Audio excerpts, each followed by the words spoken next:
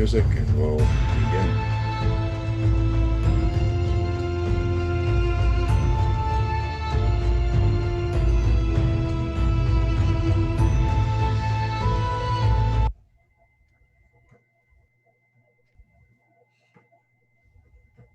All right, good day, everyone. Well, welcome to our 16th master lecture. Dr. Pryor provided what I thought was a rather intriguing title for today's event, and we got a very good response in terms of RSVPs. So I will turn the floor over to Dr. Pryor and Dr. Mishulin to begin. Thank you. Всем добрый вечер, доброго дня. Мы начинаем 16-ю серию наших встреч относительно COVID-19. Доктор Прайер предоставил весьма интересную тему для сегодняшней встречи, как мне показалось. Я рад, что вы собрались сегодня прослушать эту презентацию. С этими словами передаю микрофон виртуальный доктору Прайеру. Pryor, over to you. So good morning, everyone. Good afternoon, good evening. Welcome back. Thank you for joining us. Quick tidy up. As usual, the slides will be available on the APAN BNSR site, and we will happily take questions in the chat line and take questions afterwards by email if anybody has any. And thank you, Luke, for introducing what I think could be an interesting topic. Что ж, всем доброе утро, добрый день, добрый вечер, в зависимости от того, где вы находитесь. Тема действительно достаточно интересная, и я рад, что Лук ее представил, позволил нам выбрать ее сегодня. Со своей стороны напоминаю, что все данные, которые сегодня предоставлены в презентации, будут также выложены на сайте APAN, как я делаю это обычно, включая документы источники. С этим давайте начнем презентацию.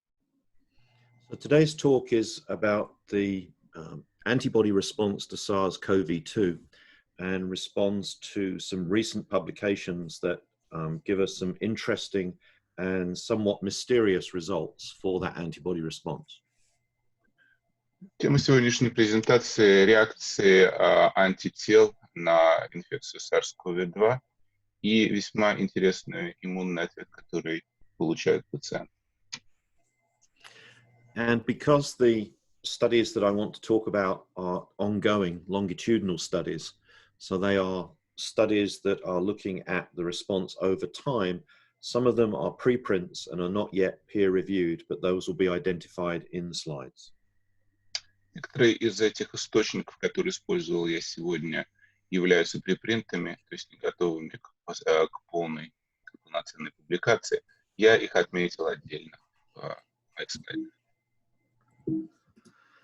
I've chosen the title in part, you'll see, because of the response that we get with antibodies to SARS-CoV, which could be characterized as now you see it, now you don't. Что ж, я не случайно выбрал название этой встречи. Сейчас вы видите, и вот уже нет. Это весьма характерный признак реакции нашего организма на инфекцию. And that's a phrase that was used by magicians in the 1940s and 1950s, including these two, who were two of my boyhood favorites. Это та самая фраза, которую использовали в 40-х годах известные волшебники, в частности, два человека, которые представлены здесь, были популярны в годы юности доктора Прайера. And some of the people who were at the lecture last week were a little disappointed that we weren't telling a good story about what was happening with SARS-CoV. Well, it's similar today. So those, as they said in the magician's trick, those of you of a delicate nature might look away now because the initial results on antibody responses are a little bit surprising. Что ж, так же, как говорили иллюзионисты в те годы, перед началом своего представления, они предупреждали тех из нас, кто имеет деликатный характер, деликатную нервную систему, должны сейчас отвести взгляд. К сожалению, первичные результаты исследований ответов антител на коронавирус могут сопровождаться аналогичным предупреждением. So one slide to bring everybody up to date and to recall some of the information we've spoken about in previous lectures. And these are the points that will be useful to have in mind as we go through the rest of the lecture. Что ж, сначала хотелось бы пройти по определяющим моментам коронавируса и реакции антител, то, что мы уже разбирали на предыдущих встречах. And the first three relate to the coronaviruses. So I think everybody now knows coronaviruses are RNA viruses that cause mostly respiratory tract infections in mammals and birds. Начиная с самого вируса, и мы говорим о том, что это рынковый вирус, вызывающий инфекции дыхательных путей у млекопитающих птиц. Coronaviruses were discovered in the 1960s. Antibody responses to coronaviruses really took off in the 1990s, which we'll discuss in a few seconds. Коронавирусы, вызывающие заболевания человека, были вначале обнаружены в 60-х годах. К 90-м годам произошло достаточно серьезные группы исследований, которые были направлены на антительные реагирования. One of the important characteristics of the group of coronaviruses that infect humans is that those infections result in diseases that can range from mild to severe in terms of individuals who are infected. Также было отмечено в те годы, что инфекции у людей сильно варьировались по клиническому проявлению от легких до весьма тяжелых. Both the upper respiratory tract and the lower respiratory tract can be involved, with LRT infections often being the more severe. В обоих случаях вовлечены были как верхние, так и нижние дыхательные пути с клиническими проявлениями тяжелого характера, чаще встречающимися с нижними дыхательными путями и поражениями. And lastly, the common cold human coronaviruses, the ones that were first discovered, exhibit marked seasonality occurring in specific times of the year linked to the environmental temperature. Также простуда человека, вызванная коронавирусом, демонстрировала заметную сезонность. And I've divided the coronaviruses into two boxes here for the purposes of what we're going to discuss today. On the left-hand side are the common cold viruses, which cause mostly mild disease, one of which has now been lost, but the others are still there and still circulating. Я, соответственно, разделил всю систему коронавирусов, известных нам, на две подгруппы – легких и тяжелых инфекций. And on the other side, the human coronaviruses that cause more mild, severe, and lethal disease, SARS-CoV, or CoV-1 as it's now known, and MERS, and of course SARS-CoV-2. И во вторую группу с правой стороны входят заболевания среднего, тяжелого, а зачастую и смертельного характера, в частности SARS-CoV-1, MERS и хорошо знакомый уже SARS-CoV-2. And I've separated SARS-CoV-2 at the bottom there for a very distinct purpose, and that was to demonstrate that what we're finding is that in the human population, that virus can cause mild disease in individuals, it can cause severe disease in other individuals, and it can be lethal to yet more individuals. Подобное гриппа, подобное заболевание достаточно серьезное, несмотря на то, что оно в большинстве случаев вызывает мягкие клинические симптомы, может привести к тяжелым последствиям и даже смертельному исходу. And those separations in terms of disease severity are important when we start looking at the antibody responses and may give us a clue as to why we're seeing such variance in the antibody responses in humans. Разделение по клиническим симптомам весьма важно в связи с тем, что оно коррелирует с реакцией антител в организме пациента. So I'm going to start off by going back to the common cold viruses, to the first viruses that were isolated, and some studies that were conducted in the 1990s. В 90-е годы были проведены, как я уже отметил, основные исследования на антительные реагирования. Я хотел бы поговорить о них сейчас. So back in 1990, in Salisbury, where I was doing research at the time, there was a unit called the Common Cold Research Unit, headed by an individual called David Tyrrell. Некий доктор Дэвид Террелл, который работал в научно-исследовательском институте Солсбери, в том же институте, в котором я начал свою карьеру, разрабатывал теорию исследования простого гриппоподобного заболевания, также известного нам как простуда. And just as an aside, David and I lived in the same village and would often talk about our studies and what was going on. And he would joke that I was the one that was working with dangerous pathogens and he was working with very mild pathogens.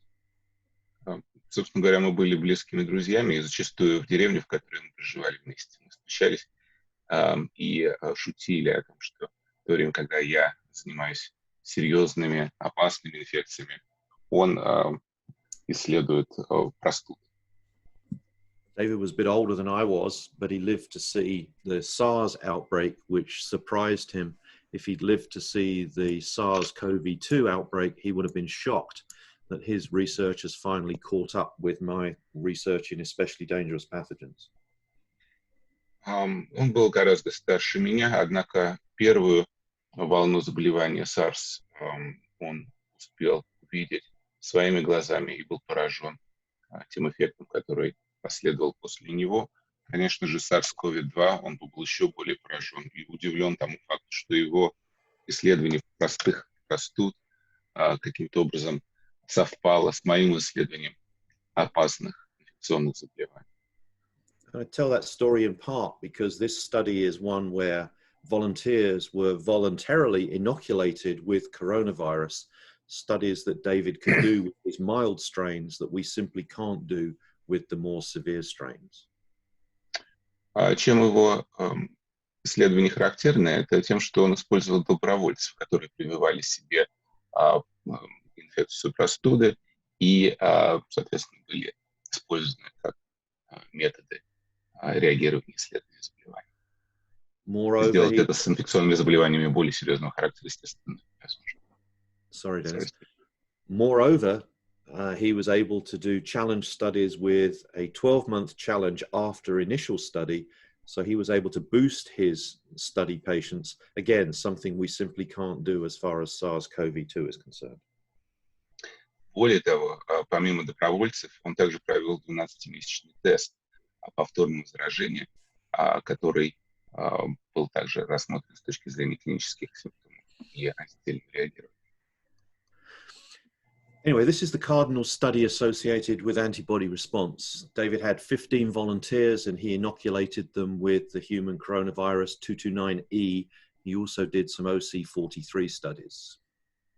Ну и так, про добровольцев я уже рассказал. 15 человек было выбрано и привито SARS-CoV-229. И это штамм вируса SARS, а также OS-43. Of his 15 volunteers that were aerosol inoculated, 10 became infected and 8 became symptomatic. Прививание произошло с помощью аэрозоля, и заражено было в итоге 10 человек с развитием заболевания, а 8 человек были симптоматичны. And those are about the numbers that you'd expect with a cold virus. It's not a particularly virulent or highly pathogenic virus in terms of infection. So those are not unusual results for the studies that were being done at the time. Результат на самом деле нас не должен удивлять, и в то время он не удивил никого, потому что использовались достаточно малоэффективные инфективные вирусы, которым, скорее всего, ранее уже существовал иммунитет. So here's the results as far as antibody responses were concerned. Firstly, they were detectable after 7 days and peaked at 14 days. Что же они узнали от антительного реагирования? Дело в том, что оказалось, что антитела стали выявляться порядка 7 дней после заражения, достигли максимума к 14 дню. Those antibody responses correlated both with susceptibility and, importantly, as far as this lecture is concerned, with disease severity. Антительное реагирование коррелировало с восприимчивостью и тяжестью заболевания. The antibody titers started to decline after just 3 weeks. Титры антител начали снижаться всего лишь через 3 недели. They continued to decline over the corresponding period out to the 12-month challenge, where a challenge with the same virus resulted in reinfection and shedding, but a reduced severity as far as the disease was concerned. Несмотря на снижение прогрессивные титры антител, к 12-месячному тесту при повторном заражении было обнаружено уменьшение серьезности заболевания. So across a series of patients with a mild form of human coronavirus, there was a link to disease severity and antibody response, but there was some protection as far as that was concerned, at least 12 months out. Так что, несмотря на серьезное снижение титров антител, какая-то защита антительная оставалась и на 12-месячном рубеже. So let's take a look at what happens when we look at SARS-CoV recovered patients. Переходя к тому, что же произошло с пациентами, зараженными SARS-CoV. So this study is looking at the recovered patients. So these are patients who were SARS-CoV confirmed and have recovered following that disease. Здесь предложено продольное исследование выздоровевших пациентов с SARS-CoV-1. And what we're looking at in the top graphic is the IgG antibody titer, and in the lower graphic, the neutralizing antibody titer. На верхнем графике вы видите титры IgG, а на нижнем нейтрализующие антитела. And those who have been with us before will remember that of the antibody response that we produce, only some of the antibody is neutralizing. In the case of SARS-CoV and CoV-2, it's neutralizing by its ability to bind the spike protein.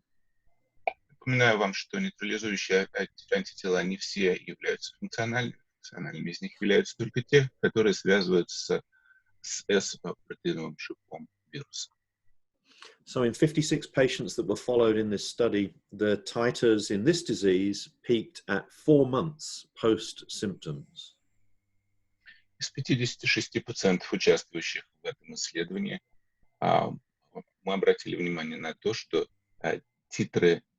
пики титров достигли 4-месячного интервала. And the IgG antibodies were detectable out to month 16. В то время как антитела группы IgG были обнаружены до 16 месяца. By month 24, so 2 years post disease, IgG antibodies were undetectable in just over 10% of the patients. К 24 месяцу уже антитела IgG были не обнаружены у 11, практически 12%. And importantly, in terms of possible protection against subsequent challenge, neutralizing antibodies decreased markedly after month 16. Ну, а говоря о эффективных антителах, нейтрализующие антитела, которые повторное заражение приняли на себя, заметно снизились после 16 месяца. In a second study, again of SARS patients, interestingly enough, again 56 patients, we'll look at the results of their follow-out. Продольное исследование выздоровевших пациентов — это следующий слайд. Теперь давайте поговорим о том, что произошло после. And once again, we've got the track of IgG antibody in the upper graphic and neutralizing antibody in the lower graphic. Так же, как на предыдущем слайде, мы отслеживаем титры антител IgG и нейтрализующих антител на нижнем графике. And similarly to the group that was previously studied, the titers with SARS-CoV peaked at about 4 months. Так же, как и в прошлом исследовании, пики достигли 4-месячного периода. This study went out to 30 months, and as you can see, both IgG and neutralizing antibodies were detectable in a proportion of the population at about month 30. IgG и нейтрализующие антитела не были обнаружены в 20% пациентов и 11% образцов, и, соответственно, на 30 месяце. And that dropped markedly over the next 6 months, so that a higher proportion had undetectable antibodies at month 36. А затем значительное произошло падение этих показателей через 6 месяцев, на 36-м месяце после инфицирования. And what was interesting here was that no significant differences in the kinetics of the antibodies was noted at limit when it's linked to disease severity. Что было отмечено также, что нет существенных различий в кинетике специфических антител в зависимости от тяжести заболевания. Of course, unlike the study with the common cold viruses, there was no subsequent challenge with SARS-CoV, either in the laboratory or in the environment. Но повторного заражения, естественно, сделано не было, как это было сделано с простым вирусом простуды, SARS-CoV-2, соответственно, челлендж 12-месячный не был совершен. So it looks on the face of things as if we have a somewhat different reaction between a human coronavirus that causes mild disease and one that causes severe disease. То есть хорошо видно, что есть большая разница в антительном реагировании тех случаев клинических, где тяжелое заболевание относительно среднего или легкого характера. And what's important to remember about SARS-CoV, the first disease, is that it was a disease that was diagnosed as a severe acute respiratory syndrome. Давайте напомним себе, что в 2003 году SARS-CoV, собственно говоря, назывался тяжелым острым респираторным синдромом, несмотря на то, что, как вы уже отметили, большинство клинических проявлений были мягкие. So if we look at the CDC US criteria for confirmation of the disease, you can see that probable cases of SARS-CoV had a severe illness associated with them. They were not clinically diagnosed if they had either mild to moderate or early phase disease. Особенно в ранних этапах развития клинических проявлений, согласно протоколу оценки заболеваний CDC, только тяжелые случаи, проявляющиеся как тяжелый острый респираторный синдром, были классифицированы и, соответственно, диагностированы как случаи заражения SARS-CoV. And the clinical criteria for that disease include meeting all of the requirements of early illness, plus mild to moderate illness, plus at least one of the following findings that are listed there, including ARDS. Как вы видите, перечислены клинические критерии диагностирования заболеваний, связаны они, в частности, с появлением температурной лихорадки, миалгии, иными проявлениями, представленными здесь. And this is critically important when we start looking at comparisons between antibody responses to the coronavirus. All of the patients that were identified and all of the antibody responses associated with SARS back in 2003, we had patients who were experiencing a severe clinical disease. Итак, необходимо помнить, опять же, когда мы будем сравнивать антительное реагирование пациентов 2003 года с пациентами сегодня, связано с тем, что всю информацию, которую мы имеем о них, связана только с тяжелыми пациентами. Опять же, легкие и средней тяжести пациентов были просто не учтены. And that contrasts with SARS-CoV-2, where we are looking at antibody responses and we're looking at responses where the definition of the disease is a positive confirmation using RT-PCR. It's not based upon clinical criteria to the same degree, and it's not limited to just severe patients. В то время как SARS-CoV-2, естественно, мы используем клинические проявления только как часть методологии диагностирования, в основном опираясь на результаты от ПЦР. So on the one end of a spectrum, on the left-hand side, we have the mild common cold viruses and their antibody responses. And on the far right-hand side, we have the antibody responses to severe diseases like SARS, and a similar finding exists for MERS. В таблице сверху вы видите слева направо отмечены случаи раннего проявления клинических симптомов и соответственного антительного реагирования средних и тяжелых случаев. Подобная же схема имеется для заболеваний MERS.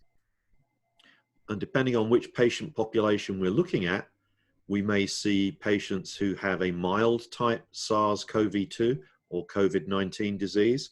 We may see patients with a mild form of the disease, or we may see patients with a severe and lethal form of the disease.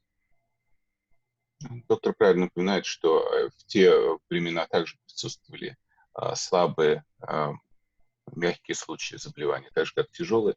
Также присутствовали и случаи смертельного исхода от SARS-CoV. So, if we look at the responses that are coming out and being published at the moment as far as SARS-CoV-2 is concerned, we see some interesting patterns. Относительно ответа антител на SARS-CoV-2, интересные мы замечаем развитие событий. The first is that RT-PCR positive individuals develop antibodies around 7 to 10 days post onset of symptoms. Во-первых, это связано с тем, что ОТ-ПЦР-позитивные люди вырабатывают антитела примерно на 7-10 день после проявления симптомов. And these are information based on peer-reviewed publications that we're happy to provide on the site later. Это открытая информация из источников, которые были уже подтверждены. Мы предоставим эти источники вам на сайте. But as we've discussed previously, both IgM, IgA, and IgG antibodies are produced, and they're produced against the spike and the nucleocapsid protein. Как я уже отмечал, антитела IgM, A и G вырабатываются как против белка шипа S, так и нуклеокапсида N. As far as the neutralizing antibodies are concerned, the majority of those target the S protein, and there are potent monoclonal antibodies that can target the receptor binding domain of the S protein. Нейтрализующие антитела, направленные на мишень S протеинового белка, также сильны моноклональные антитела, нацеленные на домен, связанный с рецептором. Those antibody levels remain elevated after the initial viral clearance. Уровни антител остаются на высоком уровне после первоначального вирусного клиренса. But importantly, it looks like neutralizing antibody titers vary depending on the length of time post-onset of symptoms and disease severity. Однако мы заметили, что титры нейтрализующих антител варьируются в зависимости от двух факторов. Во-первых, продолжительности времени с момента появления симптомов, и второе, от тяжести самого заболевания. What we don't have at this time is data on neutralizing antibody responses that give us information about the magnitude, the timing, the longevity, the role in viral clearance, or the potential role in protection from reinfection. Основные данные о нейтрализующем ответе антител, которые в настоящее время у нас отсутствуют, связаны, в частности, с величиной этих титров антител, временной характеристики, длительностью наличия антительного реагирования, роли в вирусном клиренсе, а также роли в защите от повторного заражения. And those knowledgeable in the field and those who have been with us on previous lectures will know that all of these issues are key in determining either natural immunity or the role of vaccines in developing immunity, which might give us protection against this disease. И все специалисты на этом звонке отлично знают, что подобные порядки нас ведут в правильном направлении к развитию разработки как вакцины на это заболевание, так и естественное реагирование организма на вирусное заболевание. So now what I want to do is to present some data from a recently published preprint. So this is important. This is preprint data that was made available just earlier this week. Следующий слайд очень важен, в то же время хотел бы отметить, что данные, указанные здесь, являются данными препринта, который еще не был подтвержден peer review с исследованиями коллег. And the reason I share this data is because I believe that even in its preprint form, it has a lot of very valuable pointers to the types of study that need to be done and giving us some very valuable information about SARS-CoV-2 infected individuals. Несмотря на то, что это данные препринты, как я еще раз повторяю, продольная оценка снижения антительных ответов при инфекции SARS-CoV-2 здесь является очень интересные выводы. Здесь весьма, надеюсь, заинтересует вас. And it's also the case that a lot of data that's coming out also in preprint form right now is backing up what's in this paper, but it wasn't at the stage where I felt it was ready to be shown in these lectures. Это исследование не единственное, есть дополнительные параллельные исследования, которые своими данными подтверждают те тезисы, которые здесь высказаны, однако я не был уверен, что стоит их включать на том этапе исследования, на котором находились они в момент создания этой презентации. There were three features of this study that I felt were important and which are give us hope for some lessons learned. The first is that it included both RT-PCR confirmed patients and healthcare workers. Что интересно в данном исследовании, тот факт, что это исследование включало в себя как инфицированных индивидуумов, так и медперсонал. The study included a severity score, which was assigned to the individuals that were in the study and based on the maximal level of respiratory support they required during hospitalization.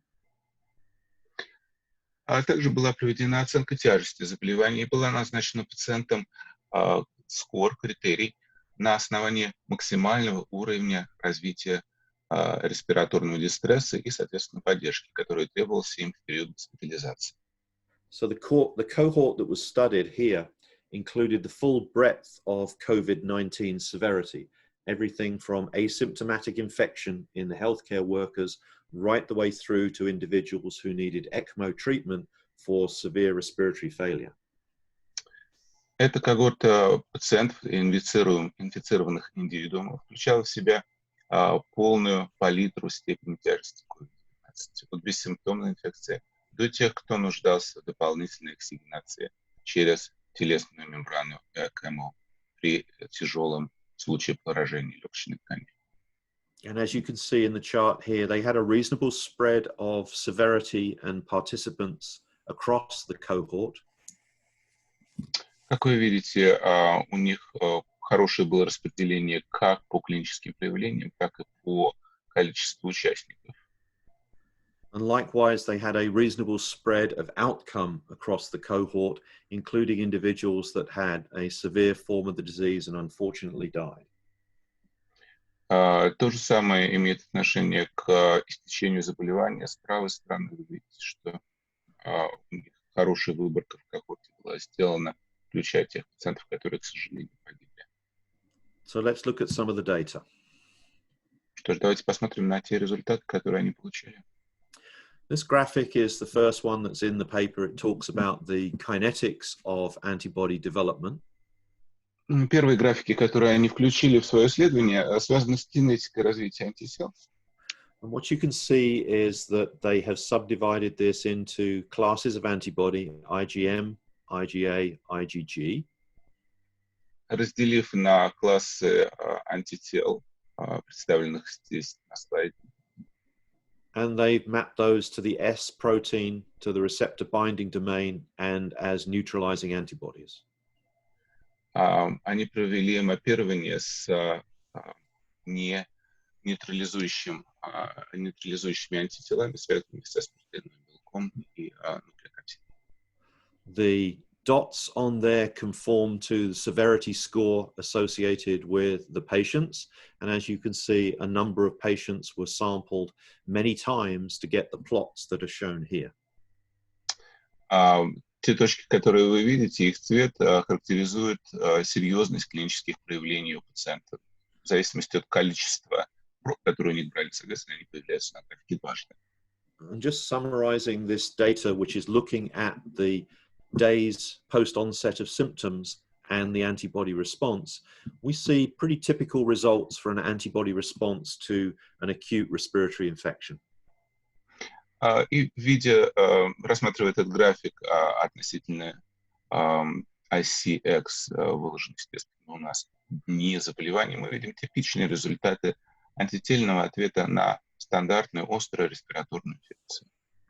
And in terms of the antibody response that might be useful to us in terms of future protection, we see a rapid decline in IgA and IgM about 20 to 30 days post-onset of symptoms, but IgG was maintained and plateaus around 50 days.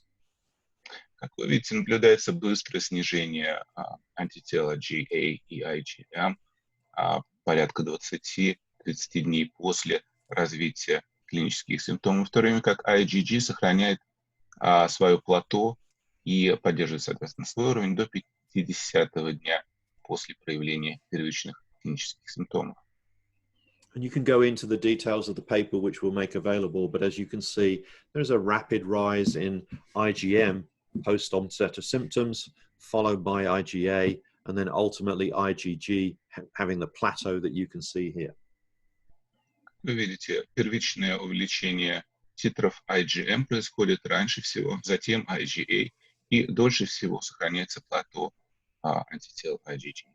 So the kinetics look fairly similar as far as this is concerned.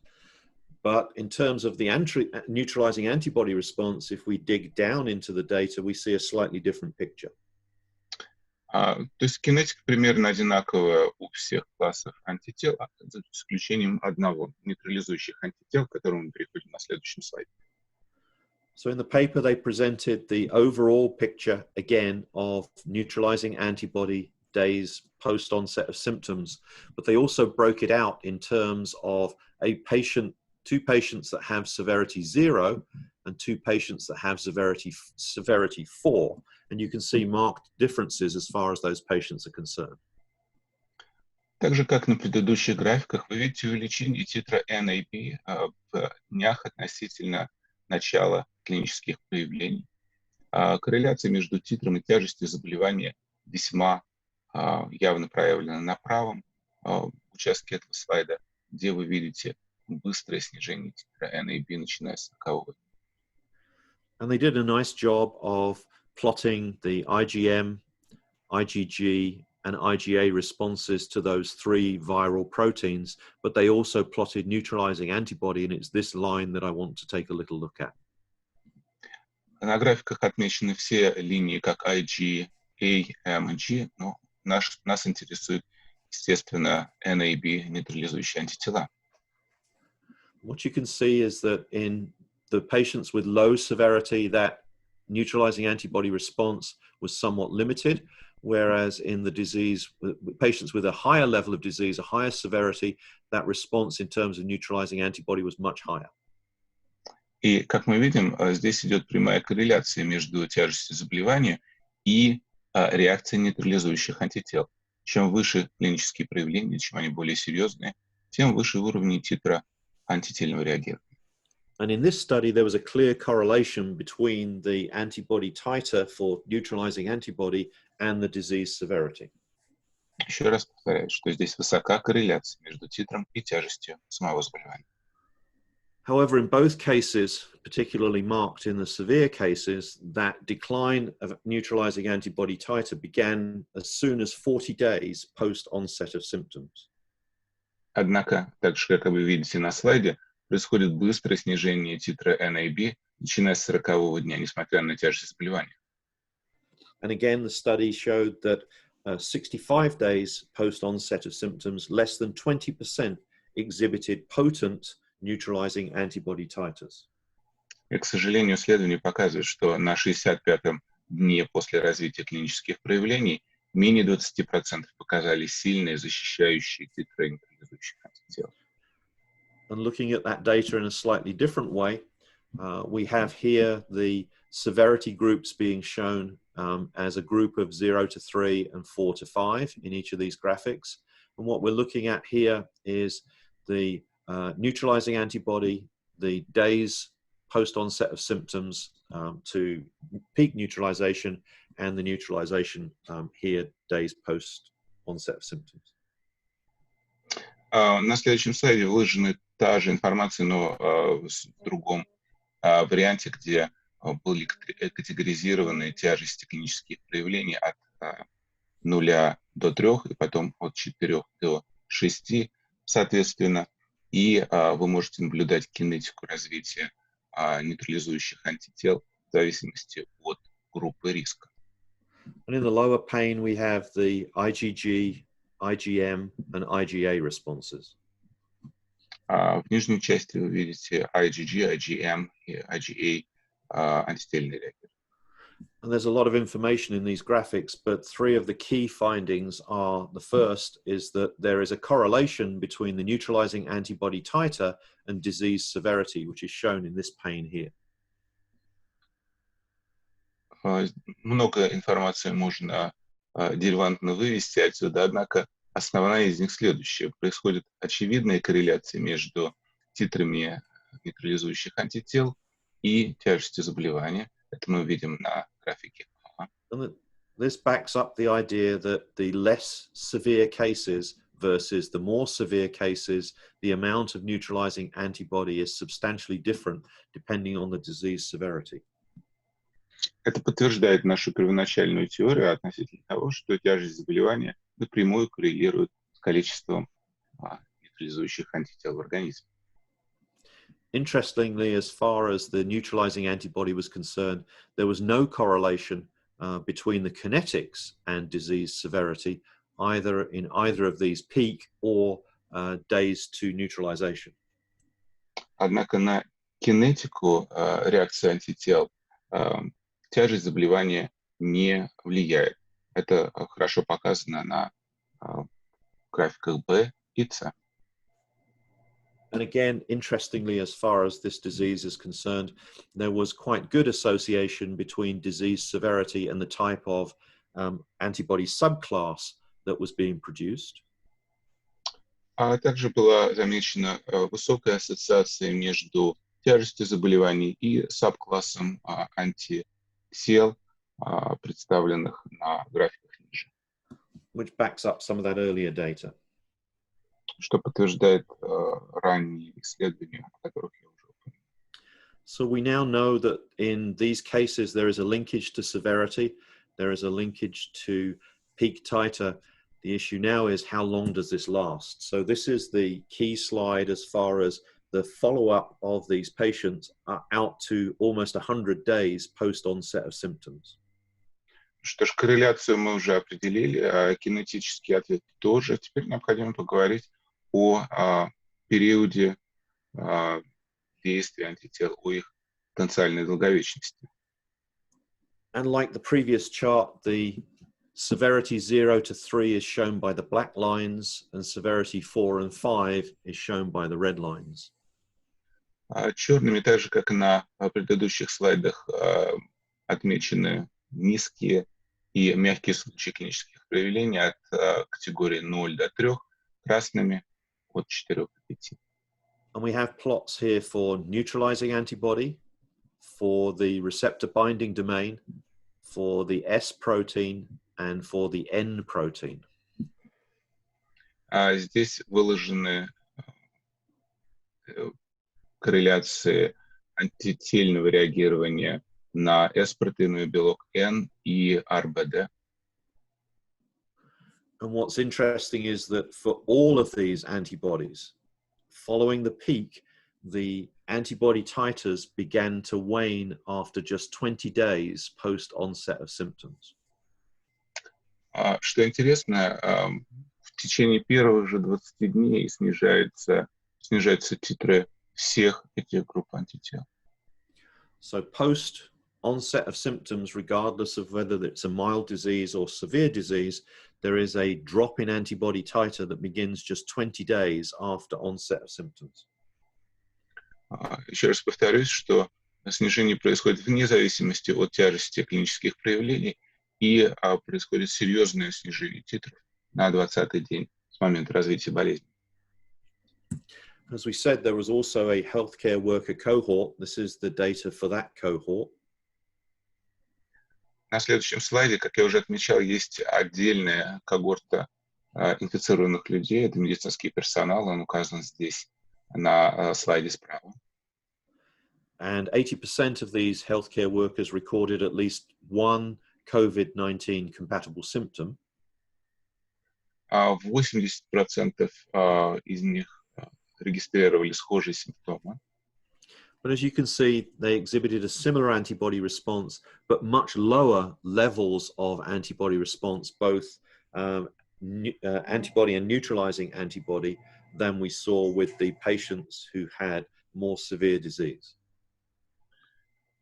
Аналогичный антительный ответ наблюдался у них, так же, как и у их пациентов, однако мы наблюдаем значительное снижение нейтрализующих антител в окне исследования. And again, a similar decline in antibody titer was measurable 20 days post-onset of symptoms. Но так же, как и у их пациентов, обнаруживается серьезное снижение, ощутимое снижение на 20-м дне развития заболевания. So what does this tell us? This summarizes both this study and some of that earlier data. It shows us that the antibody response to SARS-CoV-2 exhibits many typical features. Ну что ж, теперь давайте проведем начальные выводы из того, что мы только что увидели. The rapid decline in antibody that correlates with disease severity is consistent with this disease occupying the middle ground between the mild causing illnesses of cold coronaviruses and severe coronavirus, SARS-CoV-2, the first version. Ну что же, во-первых, ответ антител на SARS-CoV-2 проявляет много типичных для себя признаков, начиная с того, что происходит быстрое снижение количества антител, которое хорошо коррелирует с тяжестью заболевания COVID-19 и согласуется с тем, что это заболевание занимает своего рода среднее промежуточное место между H-CoV, вызывающей легкое заболевание, штаммами 2.2.9 и OS-43, как вы здесь видите, и тяжелым SARS-CoV, вызывающим тяжелое поражение легочной ткани и, соответственно, клинические течения заболевания. So for SARS-CoV-2, the observed wide range of illness post-exposure, ranging everything from asymptomatic to severe lethal disease, is likely to result in a similar wide range of antibody responses. Наблюдаемый широкий спектр заболеваний после воздействия может привести к аналогичному широкому диапазону ответов на антительных ответов. The rapid decline of antibody, and especially neutralizing antibody responses, may be significant in terms of potential reinfection or reduction of disease severity following re-exposure. Быстрое снижение ответа антител, особенно NAB, может быть значительным с точки зрения потенциальной повторной инфекции, а также снижение тяжести заболевания в ситуациях повторного воздействия инфекционного агента. So as Dennis and Luke will be able to tell you, I wrote this presentation and sent it in yesterday, but data that's come out overnight backs up both these last 2 points in a rather timely way. Как подтвердит Лук и Денис, я работал над этой презентацией вчера вечером, а за ночь пришла еще дополнительная информация, которая напрямую поддерживает те тезисы, которые я предложил ниже, последние два. 2 vaccine groups have put out data overnight related to their first results from their phase 1 clinical studies, both the Moderna vaccine, which is the mRNA vaccine, and the Oxford University vaccine, which is based upon an adenovirus. Снижение титра NAB и AB для белка мишени spike-протеина S может иметь последствия для современных вакцин, включая Moderna, которые сейчас находятся на последней стадии клинических испытаний.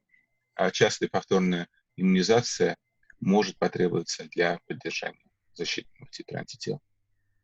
And both those studies, one of which was published today, one of which will be published on July the 20th, back up the fact that the decline in neutralizing antibodies for the spike protein may require frequent reimmunization or boosting to get a protective titer.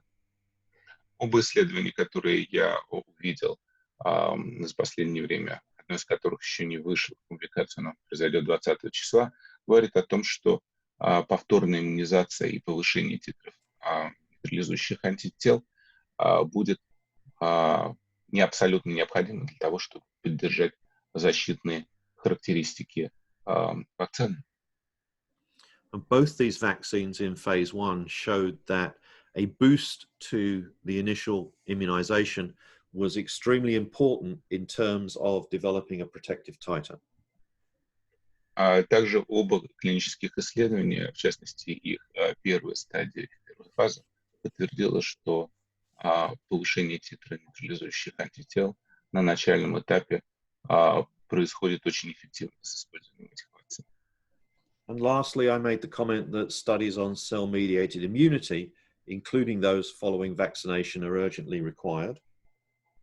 Второе – это тот факт, что в том числе после вакцинации необходимо срочное исследование клеточного иммунитета.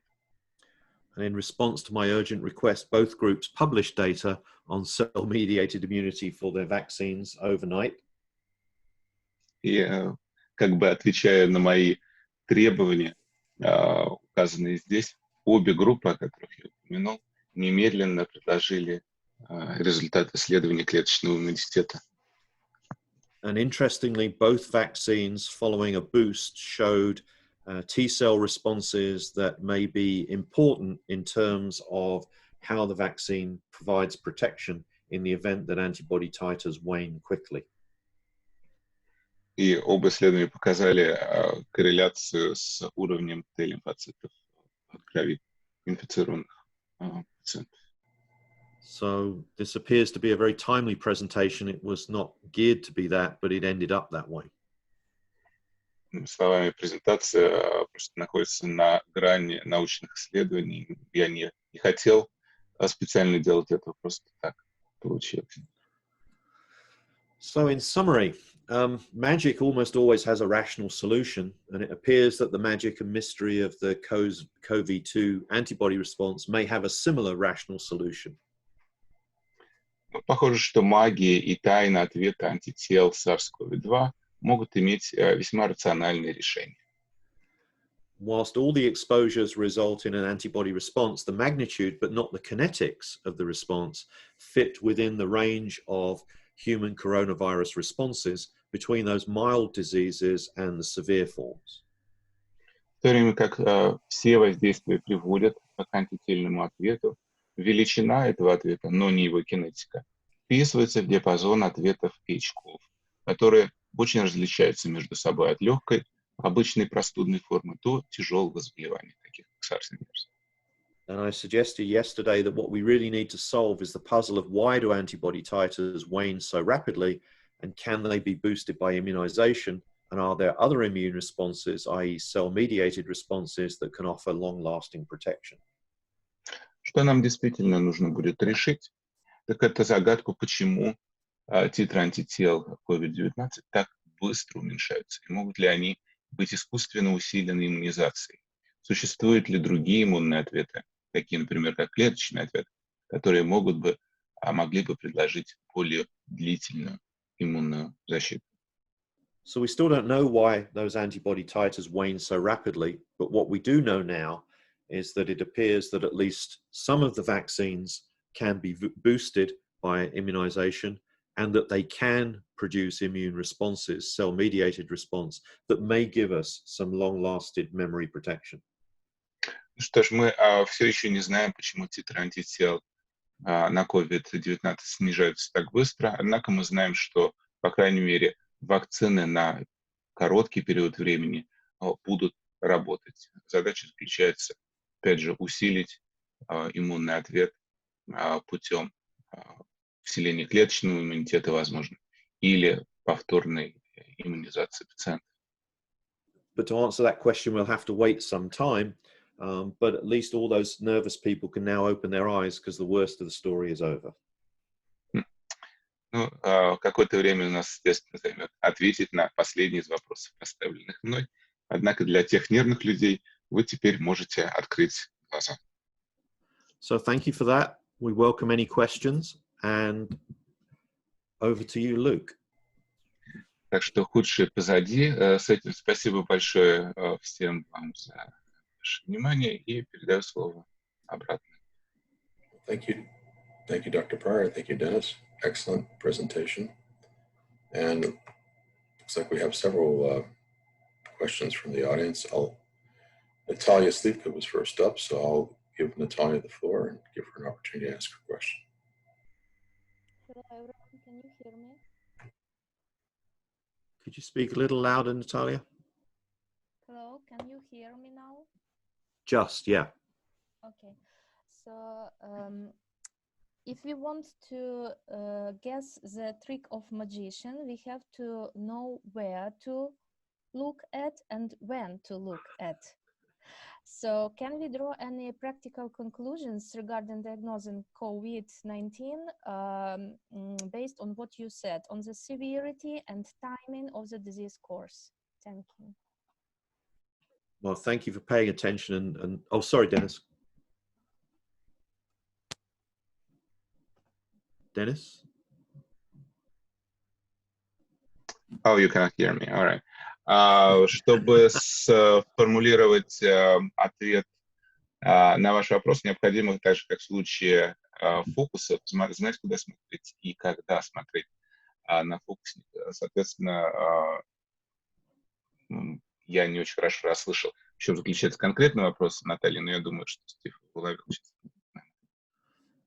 I think that the key that we got from these particular studies is that monitoring IgM and IgA may offer us some early indication in terms of antibody response rather than waiting for IgG or conducting those very difficult neutralizing antibody studies.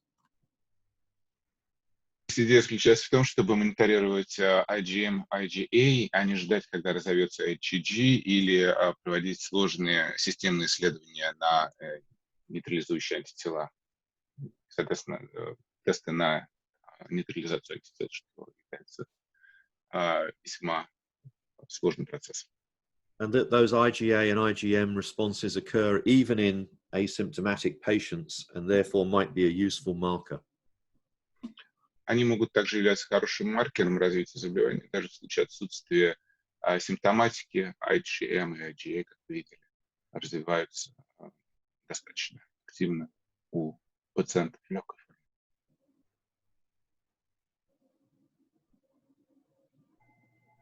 That's it. И это все. All right, thank you. Let's see, Sebastian McClendon had a question. Sebastian, you're welcome to ask. Oh. Hi, can you hear me? Yes. Yep. Just really briefly, in the study you showed with the healthcare workers as one of the, I assume not really a control group, they were specifically excluded if they were symptomatic, correct? It was only asymptomatic healthcare workers that were included in the study. Вопрос Вопрос связан с группой медицинских работников и включены ли медицинские работники в легкой степени в эту когорту или только с тяжелой? No, 80% of those healthcare workers recorded some form of COVID-compatible symptoms, but limited to fever, cough, or anosmia, the loss of sense of smell or taste. Более 80 случаев у медицинских работников в их когорте было связано с проявлениями клинических симптомов, в частности, температурные проявления, а также потеря ощущения запаха и миалгии. And yet the response that they showed was most closely similar to the asymptomatic group. Is that correct? That's correct. Но при этом их антительное реагирование наиболее близко связано с группой, которая в случае пациентов рассматривается как бессимптомная. Это так? Да, это так. Yeah, that's correct. That seems like an interesting, slightly interesting. Maybe they were just, I'll think about that a little more. Thank you. непонятно, почему это происходит, я подумаю еще, но это интересный вывод из этого можно сделать потенциально. It's one of the reasons I presented this study, because I think that the inclusion of those healthcare workers and the study that they did is interesting. And again, I would encourage anybody to read through these papers that we provide in great detail and make their own conclusions. Don't rely on me. Да, я тоже заметил подобную корреляцию, она весьма интересна. Я также согласен с вами, что включение медицинского персонала здесь весьма уместно. Я рассчитываю, что вы прочитаете полное исследование, которое я, опять же, выложу на сайте APN, для того, чтобы вы могли принять самостоятельное решение, а не основываться на моих выводах. All right, thank you. I'm going to pass the floor to Kairat Tabina from Almaty. Kairat, you had a question, then Graham, you'll be up after Kairat. Thank you. Hello, everyone. Dr. Pryor, thank you for a very interesting presentation. I think partially you already answered to my question, but by the way, as shown in your presentation, after 100 days, antibodies like IgA, IgG, IgM, and neutralizing antibody will practically disappear. So, however, we know that patients have protection after this period. So, can you tell us or provide some information about the role of cell-mediated or cellular immunity? Also, I would like to suggest, if it's of course possible, to dedicate next lecture to the role of the cell immunity, if it's possible, because its information is very limited on this topic. Thank you. Вопрос заключается в следующем. Несмотря на то, что происходит снижение титров всех антител, которые Кайрат только что упомянул, на 100-м дне с момента развития заболевания, безусловно, мы отмечаем с точки зрения клинических проявлений некий защитный механизм, который продолжает работать и после 100-го дня. Скорее всего, он связан с клеточным иммунитетом, и в этой связи Кайрат спрашивает доктора Прайера, если возможность более подробно рассказать об этом, а если нет, то посвятить, возможно, одну из будущих сессий антительному клеточному иммунитету, его развитию относительно COVID-19. So a clever professor looking to increase his student intake will tell you that that's a great question, Kairat, and you need to be here next week to hear the answer. But I will answer it. Hold on one second. Как хороший профессор университетский отвечал бы, Кайрат, на ваш вопрос. Вопрос отличный. На следующей неделе во время моей новой лекции вы услышите ответ, однако попробую его сделать, сообразить в настоящем. I don't have any doubt in my mind that cellular immunity is going to be a key component of any form of long-term response. And yes, there is very limited data, but I had already thought that perhaps next week that would be a topic if I'm asked to give a presentation. В моих глазах нет никакого сомнения в том, что клеточный иммунитет имеет здесь значительную роль, как вы, Кайрат, упомянули, и я полностью согласен с вами, что если мне предложат провести следующую встречу, то, скорее всего, я выберу именно эту тему для презентации. Thank you, Dr. Pryor. Thank you for the question, Kairat. Okay, Graham, you had two questions, so you're up next. Yeah, so thank you very much. Kairat actually was touching on the areas, so thank you, Kairat, for that question. Steve, we are living in a generation of tests and kits. We're now pushing towards T-cell mediated immunity and monitoring that. How do we do it? And what your recommendation is? Thank you. На один из моих вопросов задал уже Кайрат. Переходя к следующему, мы живем сейчас в мире, где все подвержено тестированию, и на любой протокол есть подтверждающий тест. Как мы будем подходить к вопросу Т-лимфоцитного реагирования и какие тесты мы можем предложить? So thanks for the question, Graham. I think the how do we do it is probably best left to next week. I'm sorry to say that, didn't make you come back next week. But I think how to do it we'll talk about next week. What is important, in my opinion, I've seen some early results from some studies that came from Australia that looked at the balance between CD4 and CD8. And I believe that the balance between those two is going to be a key part of what the response will be.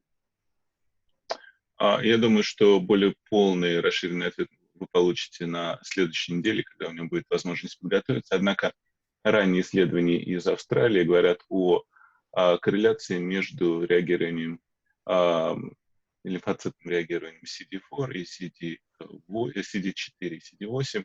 Соответственно, скорее всего, тестирование может быть основано на этих двух.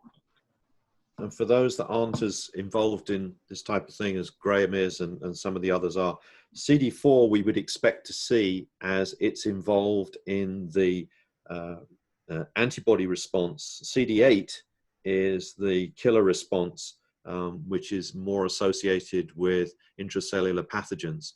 And it could be a key component as far as this is concerned. В то время как CD4 отвечает за одновременный антительный ответ, CD8 в частности характеризует интрацеллюлярный, интраклеточный возбудитель, который, возможно, в данном случае приведет к его уничтожению. But let's see. Надо посмотреть еще на исследование. Хороший вопрос. Thank you, gentlemen. And then I saw that Vlada Bushinska had a question from Kharkiv. You're on mute, Vlada. You need to unmute. Okay. Thank you very much, dear Stefan, for your presentation. It's brilliant as usual. I just would like to support the Kairat question as cellular question, cellular immunity, and especially pay your attention on known for previous Soviet countries anti-tuberculosis BCG vaccine, because sometimes it's our single hope for protection against COVID-19, taking into account not maybe enough, not so high level of medicine in our countries. Please pay attention on this question in your following presentations, if it will be possible. Thank you. Влада еще раз подтверждает слова Кайрата о том, что клеточный иммунитет. Да. Хотите сказать по-русски, скажите сами. Я могу перевести, да, просьбу обратить внимание, возможно, в следующих презентациях на роль возможную стимуляции клеточного иммунитета вакциной БЦЖ, потому что иногда это наша единственная надежда на защиту от COVID-19 в странах, где, наверное, не очень высокий уровень медицинской помощи или там охвата готовности, так сказать, клиник к приему этих больных. Спасибо. Well, thank you for that. Yeah, I will make sure that I include that. BCG vaccines are very interesting. I lost a friend a few weeks ago who had recovered from bladder cancer by installation of BCG vaccine. And the sense was that it stimulated cell-mediated response and treated a cancer. So this thing is not limited just to tuberculosis, and I will bring it up when I talk next week, if I talk next week. БЦЖ вакцина — это вообще интересная вакцина.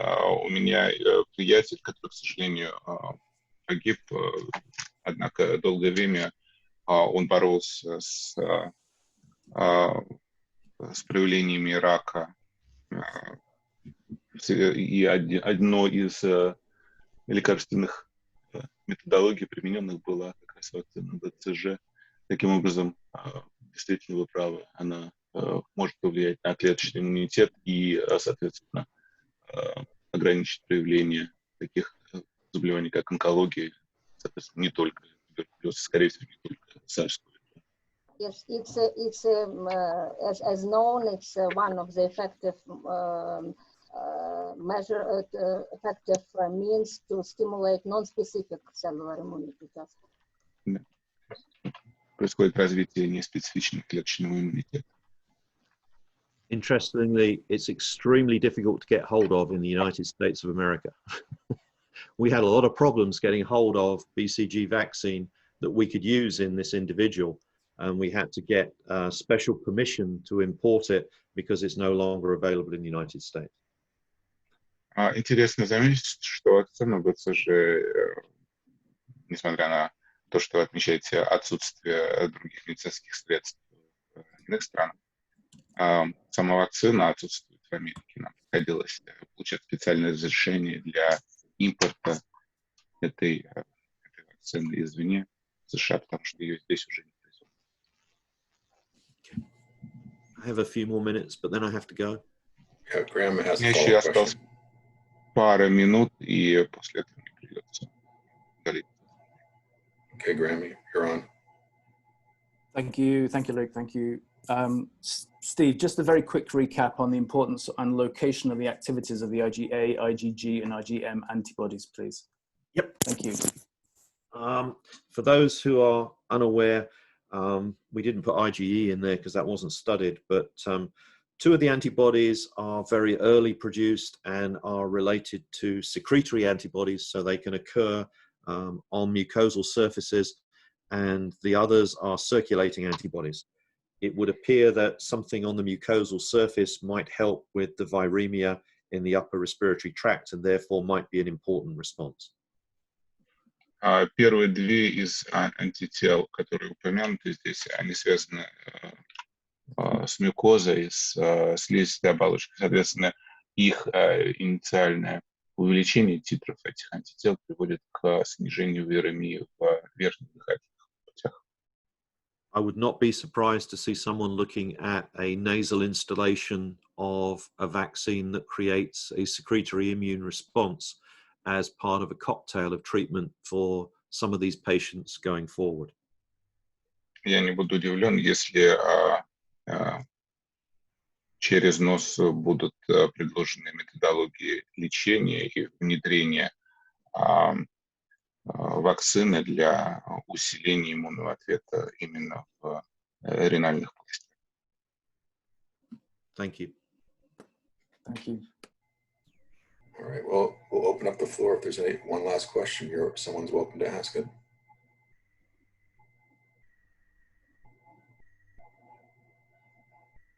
Okay, hearing none, please use the chat box to provide your comments and or suggestions for what you'd like Dr. Pryor to focus on in the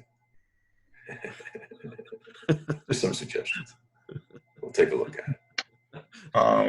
Напоминаю вам, что в чате вы можете задавать вопросы после окончания презентации, на которую будет отвечено доктором Прайером. Также вы можете предложить свои рекомендации относительно того, какие темы могут быть выбраны для следующей презентации доктора Прайера.